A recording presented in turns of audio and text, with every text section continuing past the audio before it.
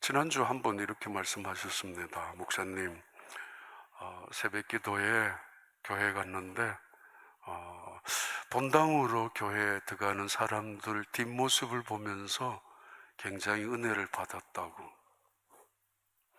교회 입구에서 차에 내리고 교회 이제 라비로 들어오는 그 문을 열고 들어가는 모습이 아주 감동을 받았다고. 맞습니다. 우리의 역할은 때로는 우리의 뒷모습을 통해서도 다른 사람에게 은혜를 주고 축복을 나눌 수가 있습니다.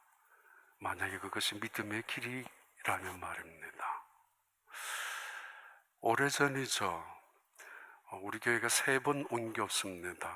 두 번째 있었던 윌크레스트 교회는 지금 아파트로 변했지만은 그때 그 교회는 우리 I-10 10번 바로 옆에 있었습니다. 건널목이죠.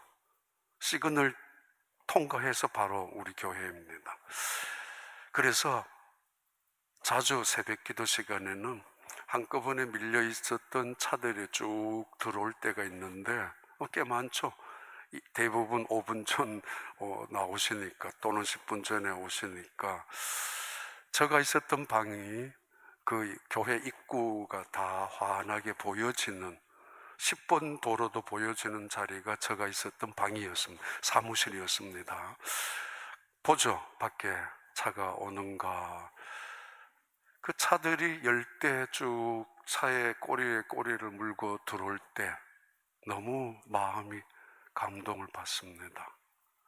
어느 때보다도 기쁜 순간이 그런 순간인데 길게는 20대 이상이 아침에 들어오죠. 교회 입구로, 마당으로.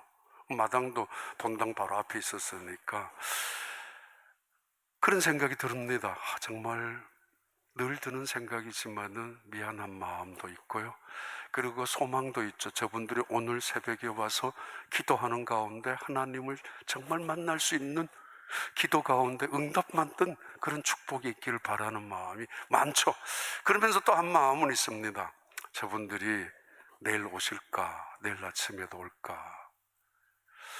어느 날 참 오래간만에 그 새벽에 눈이 많이 오는 것도 아니었고 제 기억에 눈발이 날리는 날이었는데 밤에 좀 눈이 내려 있었고 새벽에도 조금 눈발이 날리는 그런 때가 있었는데 차들이 그 눈을 맞으면서 눈 사이로 새벽에 교회로 들어올 때 20년 전의 이야기입니다. 20년도 더 된 이야기인데 그때 정말 세상에서 아름다운 장면이 있다면 이런 모습이 아닐까 생각이 되었습니다.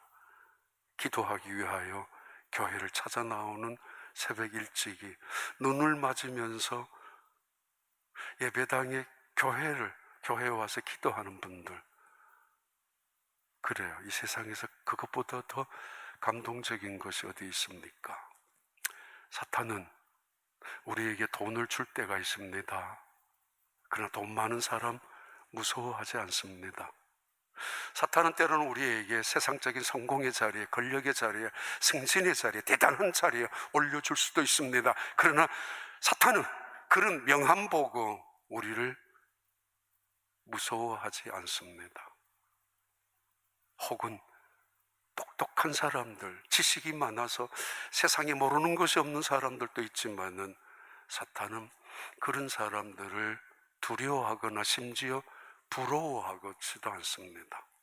오히려 원하면 돈도 주고 오히려 그들이 원하면 더 좋은 자리를 줄 것이고 오히려 그들이 원한다면 더 많은 지식으로 줄 것입니다.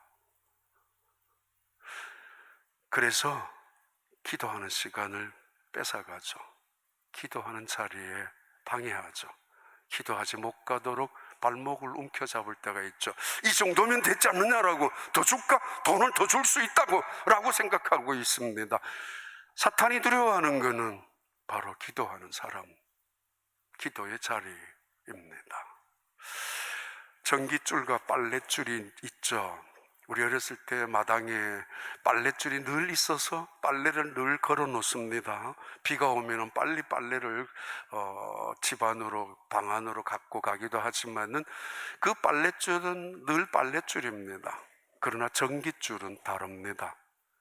전깃줄은 끝에 가면은 전기도 켜고 어두운 자리를, 어느 공장으로 연결되면 그 전깃줄은 큰 엄청난 기계를 돌아가게 하는 힘도 거기에서 나오고, 전깃줄이 연결되면 산꼭대기에도 바닷속에도 빛을 밝힐 수가 있습니다. 기도란 빨랫줄 같은 것이 아니라 전깃줄 같은 힘을 갖고 있습니다. 하나님의 풍성함, 부요함이 우리에게로 오는 통로이기 때문이고, 하나님의 지혜와 능력이 우리에게 임하는 줄이기 때문입니다. 기도 없이 하나님의 그 지혜와 능력이 우리에게 어떻게 다가올 수가 있겠습니까? 빨랫줄은 그냥 빨랫줄에 불과합니다. 오래전에 이런 말씀 몇 번 드린 적이 있는데요, 하나님의 전화번호 원래는 맞는 거 아닙니다. 제가 만드는 겁니다. 하나님의 전화번호가 어떤 줄 아십니까? 714-333-5015라고. 714-333-5015. 오래전에 성경 공부반에서 만들었던 역대하 7장 14절 714입니다. 자주 말하는 말씀이죠. 내 이름으로 일컫는 내 백성이 스스로 겸비하여 자기를 낮추고 악한 길에서 떠난 나에게 기도하고 내 얼굴을 찾으면 내가 듣고 그들의 죄를 사하여 줄 것이요 그 땅을 고칠 것이라. 그렇다고 15절에 내 눈과 내 마음이 여기에 있다고, 내 귀가 여기에 있어서 내 백성이 내게 부르짖는 소리에 귀를 기울이는데 내 마음이 내 이 전에 있다라고 말합니다. 그렇습니다. 하나님께서 우리에게 약속하셨습니다. 내가 이 전을 향하여 내 마음을 두고 내 눈을 두고 내 귀를 열고 있겠다고.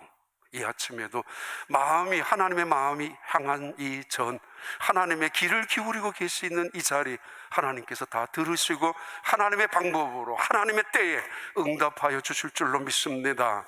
333이라는 예레미야 33장 3절을 말합니다. 너희는 내게 부르짖으라. 그러면 내가 응답하겠고 너희가 알지 못하는 크고 신비한 일을 보여주리라. 하나님의 명령이죠. 내게 와서 부르짖으라.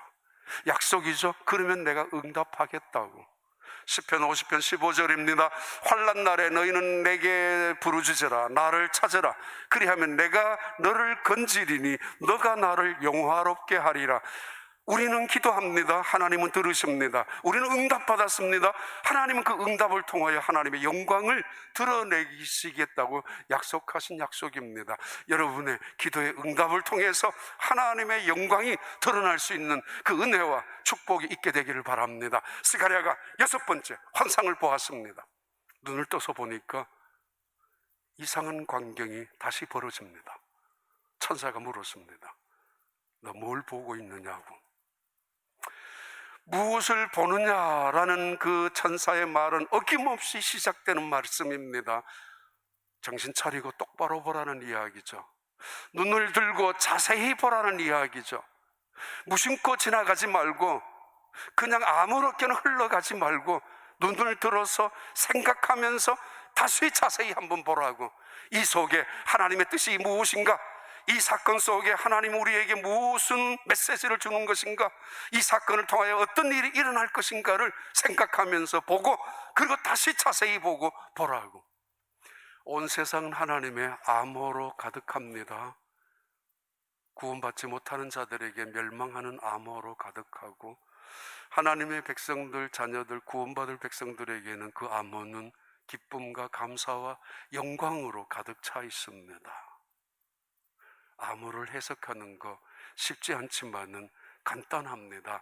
마음만 열고 키워드만 알면은 누구나 해석할 수 있는 것이 암호이기도 합니다. 각자 많은 사람들에게도 하나님의 암호가 있습니다. 다른 사람을 함부로 무시하거나 업신여기지 말라는 것입니다. 그 암호대로 하나님은 그 사람을 사용하시고 때로는 그 사람을 통하여 하나님께 영광을 돌리기를 원하시기 때문입니다. 너 무엇을 보느냐? 이 세상 함부로 보지 말고 아무렇게나 보지 말고 적당히 지나가지 말고 그 속에 담겨져 있는 하나님의 암호를 풀어보라고. 스가랴가 대답합니다. 예, 날아가는 두루마리를 보고 있습니다.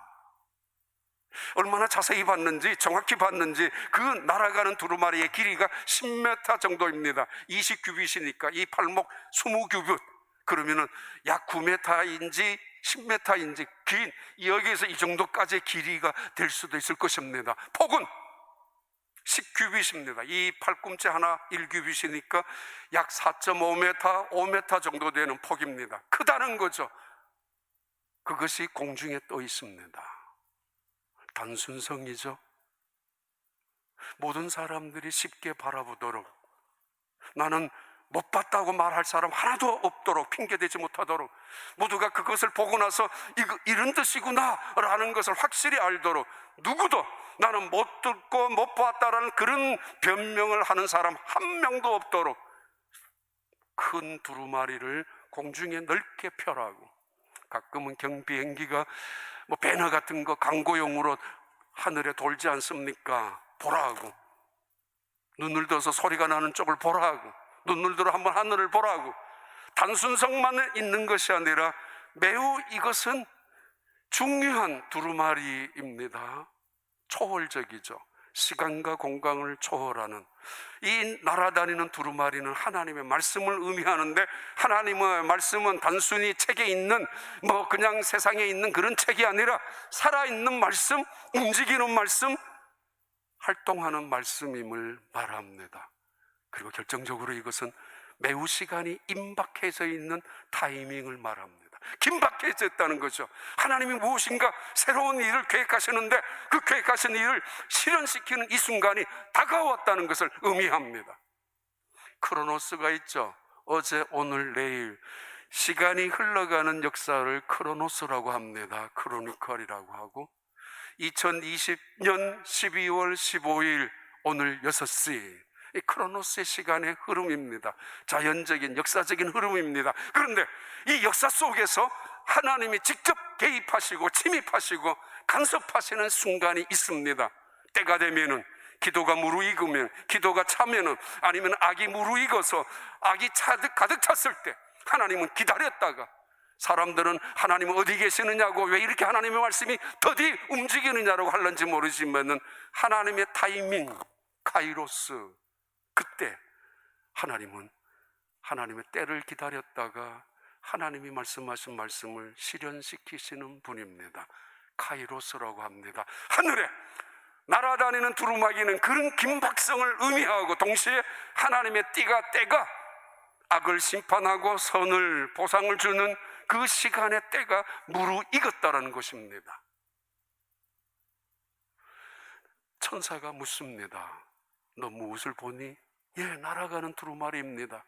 이때 천사가 말하죠. 만군의 여호와께서 이렇게 말씀하셨다. 두루마리 이쪽 끝을 봐라. 도적질하는 자는 이 글대로 망할 것이며, 저쪽 끝을 봐라. 거짓 맹세하는 자는 이 글자대로 망하고야 말 것이라고. 지금까지 5가지 환상은 위로와 격려와 소망이었고, 그들에게 비전이었고, 예루살렘의 회복이었고, 하나님의 영광스러운 빛을 비추어 주겠다라고 약속했었던 하나님의 약속이 있었지만은, 6번째 이 환상 속에는 징계와 저주를 가득 채우고 있습니다. 하필이면 수많은 죄들 가운데 도둑과 거짓 맹세입니까? 모든 계명은 도둑과 연결됩니다. 남의 물질을 훔치는 걸 도적질, 절도라고 합니다. 사람을 도적질하는 걸 살인이라고 합니다. 하나님의 것을 도적질하는 것을 불신이라고 합니다. 인간의 마음속엔 탐욕이 있지 않습니까? 주어진 것에 만족하지 아니하고 남의 것을 뺏어가는 것, 탐욕, 욕망, 이를 말합니다. 시기. 자기의 분수를 모르고 남의 가진 것을 부러워하고 그것을 증오하는 마음, 시기, 도적질입니다. 교만, 하나님을 대신하는 것, 하나님의 자리를 훔쳐가는 것, 도적질입니다. 큰 날아가는 두루마리의 이쪽 끝에는 글은 도적질하는 자는 망할 것이고 그 글대로 거짓 맹세하는 자도 망할 것이라. 그들이 하나님의 이름을 망령되이 일컫고 그들의 이불을 통하여 하나님의 교회를 또는 하나님의 백성을 짓밟았던 그 모든 망령된 이 사람들, 거짓 맹세한 사람들을 멸할 것이라고. 심지어 4절은 말하죠.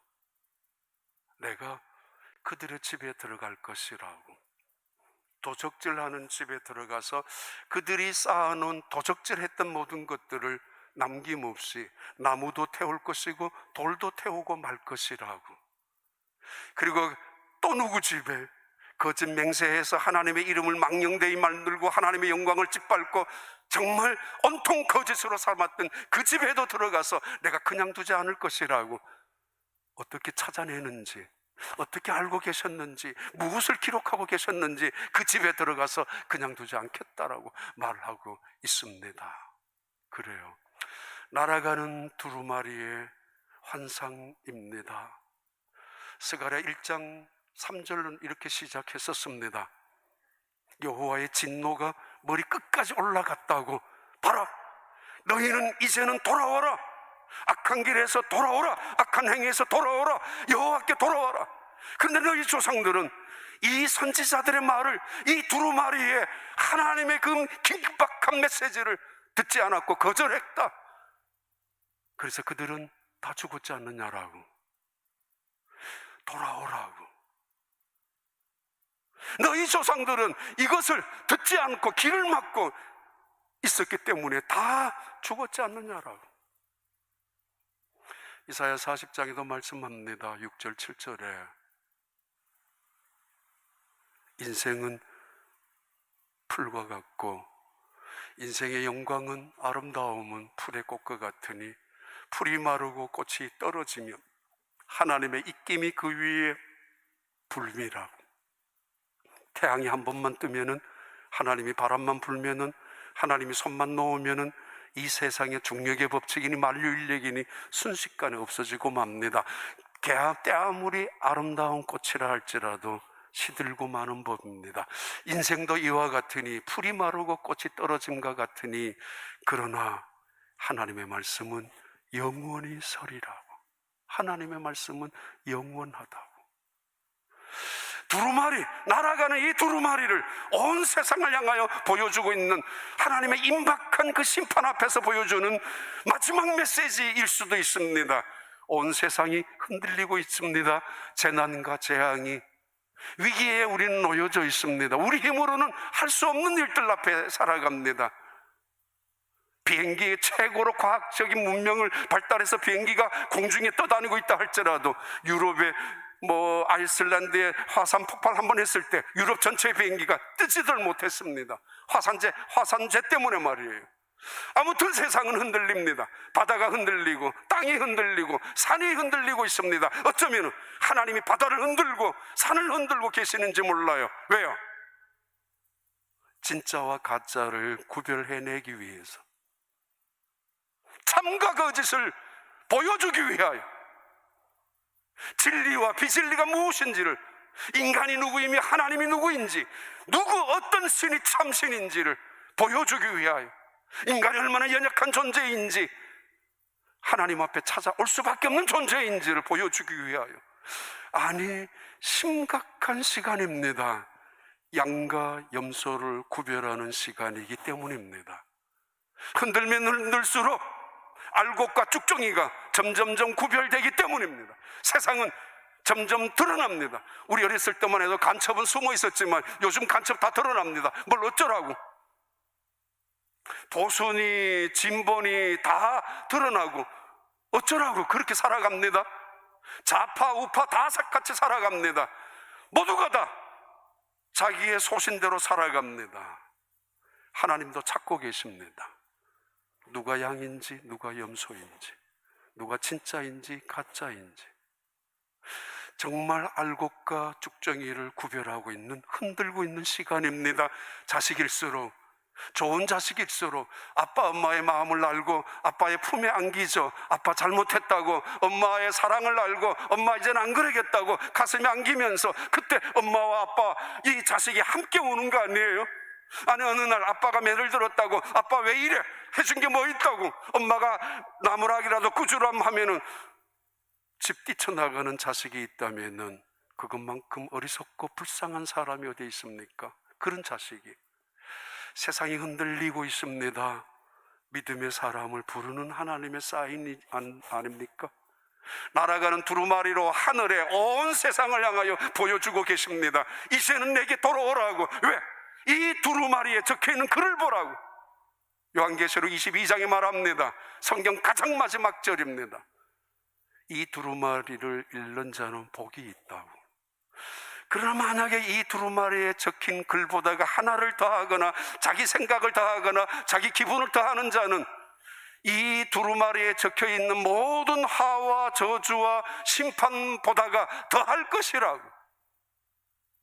또 반대로 이 두루마리에 적힌 글자를 누구 하나 제한다면, 제해버린다면 자기 생각대로 이 두루마리에 하나님의 말씀을, 그들은 천국의 이름이 제하여질 것이고 생명나무에서 이름이 제하여지고 말 것이라고. 우리가 하나님의 말씀인 날아다니는 두루마리, 스가랴처럼 환상을 본 적은 없지만은 우리가 들고 있는 이 하나님의 말씀, 이건 정말 놀라운 하나님의 축복의 생명의 말씀입니다. 언젠가는 이 말씀대로 심판할 것입니다. 그러나 언젠가는 우리는 하나님께 구원받게 될 것입니다. 그런 하나님의 백성들 될 수 있기를 바라고요. 다 함께 일어나시기 바랍니다. 찬양합니다.